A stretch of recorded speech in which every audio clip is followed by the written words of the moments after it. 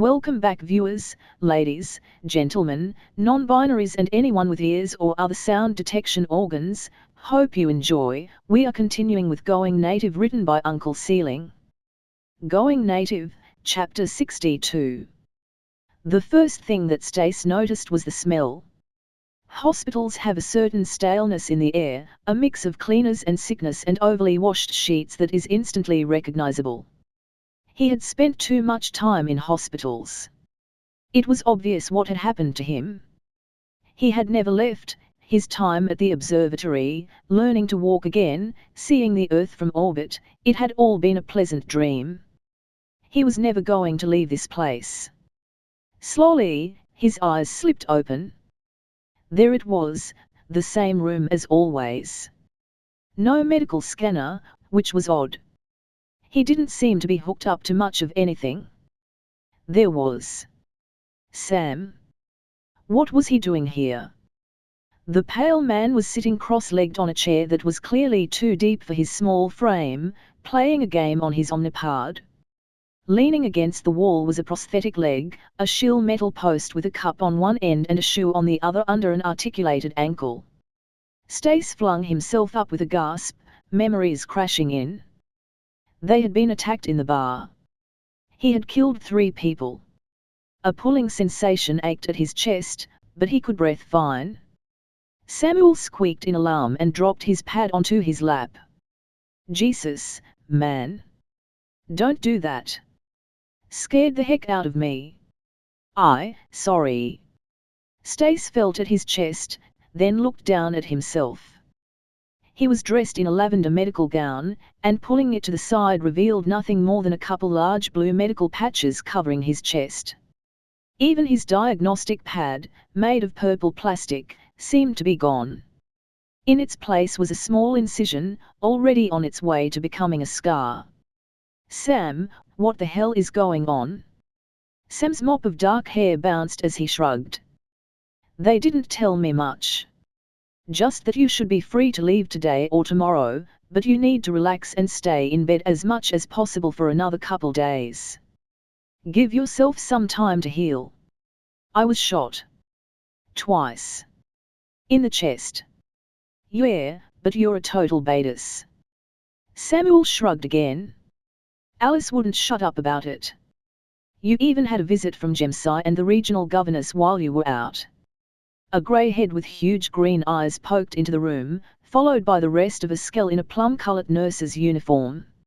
Sure, I leave for 5 minutes to get something to eat and you wake up. I can close my eyes and pretend if that will help. That earned Stace a grin as the Helcom plopped down next to Sam on another of the oversized chairs. Stace took a moment to pinch the bridge of his nose, trying to focus, push the residual fog from his head. A skell, why am I not dead? In short, your prosthetics saved you. Most of the damage was to your lungs, and they have limited self-sealing properties. They can also self-inflate in emergencies so you don't have to worry about lung collapse. We had to replace some shattered ribs but that was about it. Stace took a moment to finger the space where his diagnostic pad used to be. He could feel something hard just under the skin. And this? Your old pad was damaged, so they swapped it out for a subdermal model. It looks much better, I think. So, we just shrug it off? I'm fine. No, you're going to be lying in bed for a few days and you're getting more therapy. A skell crossed his thin arms and gave Stace his best glare, which admittedly wasn't much. You can't just shoot people and be fine with it. Stace felt his chest pull a little with another shrug. It's okay. He didn't want to tell his 2 friends how he really felt. The moment those 3 men hurt his friends, they stopped being people to Stace. Killing them had felt like nothing. Like weeding his garden. The sharp clap of Samuel's hands drew the attention of the 2 other males in the room and the small human plopped down off the chair, walking over towards the side of the bed. He made a come closer gesture with one hand, and Stace obligingly leaned over. He didn't know what sort of secret Samuel had to tell, but it was Another, softer clap sounded in the room as Samuel's hand connected with the side of Stace's face. Stace just sat there, stunned by the fairly gentle slap, as Samuel clambered back into his chair, picked his Omnipod back up, and went back to playing games. Therapy it is, then. Aaron Smith threw his bug-out bag in his truck with a grunt.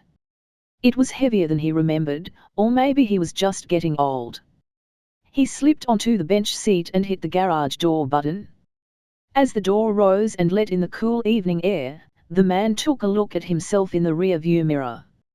Blonde hair, a lined face with a hint of acne, thanks to the spirit gum for that damn fake beard he wore to his meetings, tan skin from a lifetime of working outdoors. He would have to do something to change his looks again. The engine revved and he shifted into reverse, turning the mirror so he could better see behind him. There were 3 women standing there. Eggplants, those damn Shilvati invaders. He had already been found. His pad was on the bench seat next to him. Aaron reached out and hit the emergency button. It would send a message through a bunch of proxies, 3 simple letters to the rest of his cell. Run. The pad made a bleep, and he took a moment to glance at it. No signal. Shit. Aaron opened his glove box and pulled out his car gun, a short-barreled 5.56mm rifle with a folding stock. He straightened up in the seat and swiveled his head, staring at the women over his shoulder. They hadn't moved, rifles at the low ready in an almost casual promise of violence. Aaron saw a reflection on his neighbor's roof across the street. A sniper, letting themselves be seen. A warning and a threat. Now was the choice. Should he try to go out in a blaze of glory? As soon as he lifted the rifle into view, he was dead. He wouldn't even get a shot off.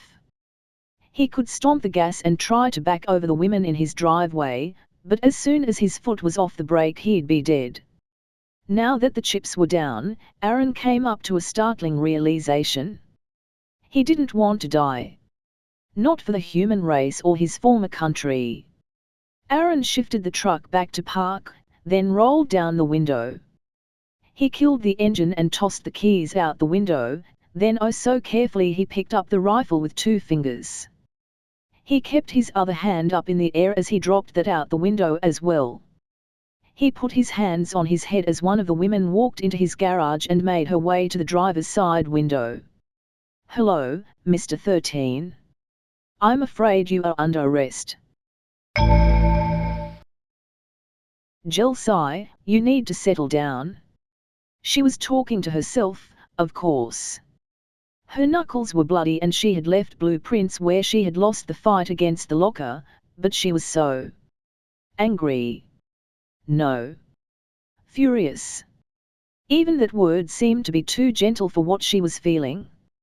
She had managed to hold it in for an entire day while she hunted, but now it was all coming out. Someone had tried to kill her. Had almost killed the human she was pretty sure she loved. And she couldn't do anything about it. She had just sat there with her face on the table, tusks holding her head up like a goddess-blessed kickstand whilst a Scot shot and shot again. The anger had continued to build. Jelsai had prayed that one of the assassins had survived so she could take out her anger on them, but her man had been thorough. He couldn't risk being attacked as he called for help, so he made sure. It was the right decision. And now, after a day of detective work, with questing for great truths tearing apart the lives of the assassins and the contents of their omnipods, Jelsai had a target for her rage. Aaron Smith, also known as 13. Part of some sort of secret cabal and the man who had supplied the suppressed pistols to the assholes who had shot Stace. She wanted nothing more than to walk into the interrogation room with a stun baton and beat a confession out of him. Her rage demanded it. Which is why she was out in the locker room of the interrogation center, punching lockers instead of questioning the man.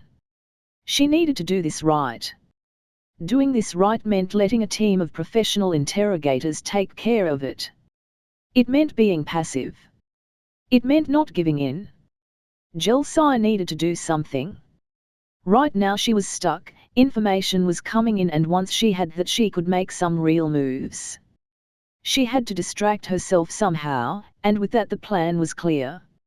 She would go shopping, and then she would visit Stace. Not this shit again. Rico was in her office, looking over paperwork. She had overseen Eustace Grant's care the first time he was in this hospital, and that had been a total shit show. She was still waiting for the other shoe to drop. Living your life in fear of some nebulous threat from the interior was exhausting. That said, she did feel a great deal of pride over her work. Even if Grant was back, his patchwork of spare parts had held up after 2 small-caliber low-velocity lead slugs went through his chest. Rico had treated quite a few injuries from human weapons, and seeing her patient bounce back so quickly was great. She just had to hope that. A knock sounded on her office door. 2 quick raps. She called out a quick come in. She recognized the interior agent who strode into her sanctum. She had been there to interview Grant after the incident with the pistol. She was the one who got the human his paperwork. The one who was so insistent that the hospital saved his life. The one who sent a goddess-blessed commando team into her hospital. The one Dr. Rico had hung up on. You're Rico, correct? It was phrased like a question, but it certainly didn't sound like one. The agent was probably a third her age and still managed to make Rico's stomach churn in fear. I am Chelsea Chelser, investigator for the interior. I don't know if you recognize me. I do. I just want to say. I just wanted to thank you. What? I wanted to thank you. The agent's smile was surprisingly shy and vulnerable, eyes kind. For saving Stace's life. He means a lot to me, and from what I understand you really went above and beyond. If there's anything I can do for you, just name it. I thought you would be mad at me. For hanging up on you. Shut up, Rico. Don't be an idiot. Oh, I was fuming. The entire time I was stuck in phase I just wanted to wring your neck. Not knowing what was going on was horrible. There was that vulnerable smile again. But I wasn't out of phase long before I received word that he was alive, all thanks to your efforts. It's hard to be angry after something like that. It was no trouble. That wasn't true, of course. It was a massive pain in the ass and the most stress Rico had been in since her wedding, but she wasn't going to bring that up. Just doing my job. Well, like I said, I appreciate it. Samuel was in full-fledged damage control mode. He had no idea where Eskel was, but all he could do at this point was try to socialize and run damage control. This was quite possibly the most stressful situation he had ever been in, and that included the firefight at the observatory. Operation Protect Stace was a go. The hospital room was large by human standards, but the extra 10 or so Shilvati crowding the room, along with their gifts and flowers and entourages, made the room feel cramped. Apparently, many of the people in that bar were very important people, and having their lives saved by a male meant that they somehow had a claim to him. Nurse Joe had tried to get them to leave, but there was a lot of "don't you know who my parents are," and now the nurse was gone, pulled aside by some security goons so she couldn't interfere. Hell, Sam could hear more of them in the hallway. Stace himself was stuck in his bed, pressed as far up and to the middle as he could get. He was clearly in the middle of a panic attack, face red and breathing hard, holding himself tight with his arms crossed, lines of tears clear on his face, though none of his admirers seemed to have noticed. The various gifts and candies and potted plants they had dropped off were deployed strategically to make a sort of fort the poor guy could hide inside, a barricade against the well-wishers. Sam heard a familiar voice cut through the din and hopped up on a chair, waving his arms. Investigator Chelser. Help! The woman pushed through the crowd like an icebreaker in the Arctic until she made her way within shouting distance of the small man. What the hell is going on? Stace's fan club. They won't leave. Jelsai's quick glance at Stace showed that she, at least, was aware of the sort of damage this attention was doing to Sam's friend. She motioned for Samuel to get down and took the chair herself, standing tall on it and getting everyone's attention with a firm clap. I'm afraid visiting hours are closed. Mr. Grant appreciates your well wishes, but he needs his rest. If you didn't notice, he did get shot yesterday. I still haven't seen him. The voice was high and whining, coming from somewhere in the back. Without his chair to stand on, Sam had no idea where it came from. Too bad. His health comes first. Jelsai's voice was firm, but these weren't the sort of people who were used to hearing no. They were all nobles or high-ranking somethings, and Jelsai wasn't going to be able to get through with just a few words. You just want him to yourself. That same voice again? That's not. I mean. Shit. She was going to lose the crowd. Worse, Samuel could see her hands starting to reach into her coat, towards where he knew she kept her pistol. He tried to get his voice to carry as best he could. She's his wife. Of course she wants him. With that one sentence, you could hear a pin drop in the room. Right. And as his wife, I think it's important that he gets some rest. Thank you for coming. We appreciate the gifts and hope to be able to find time to meet in a less stressful environment.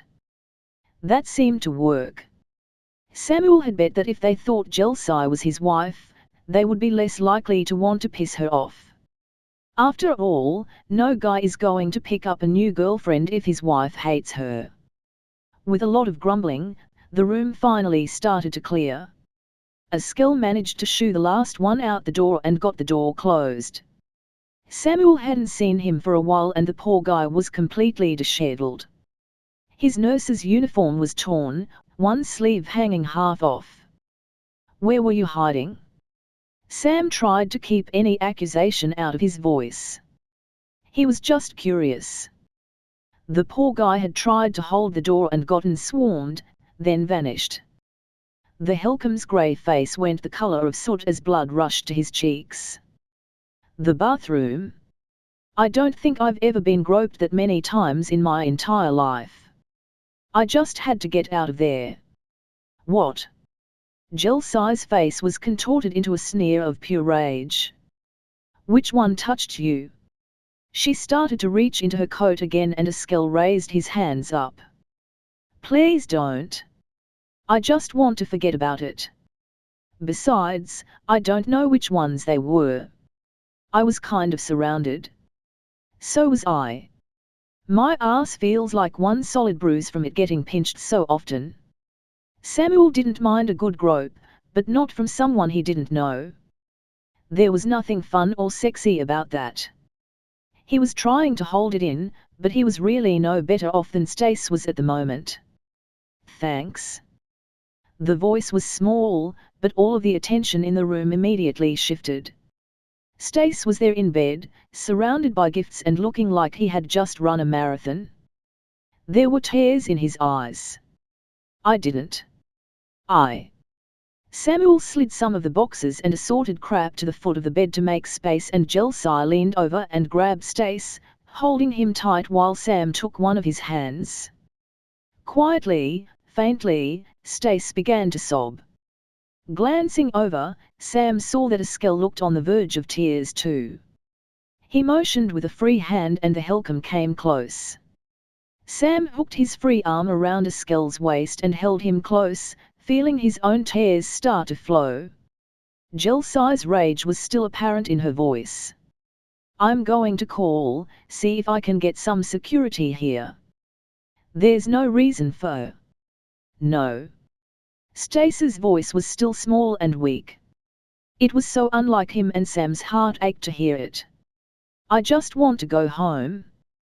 The Shilvati let out a sigh. All right, We'll get the three of you home. End of chapter. If you enjoyed, like, subscribe, click the bell so you don't miss any episode and do all the other YouTube stuff. Visit and support the author, and I'll see you next time. If you didn't enjoy, comment on what I can do better. And as usual, have a wonderful day.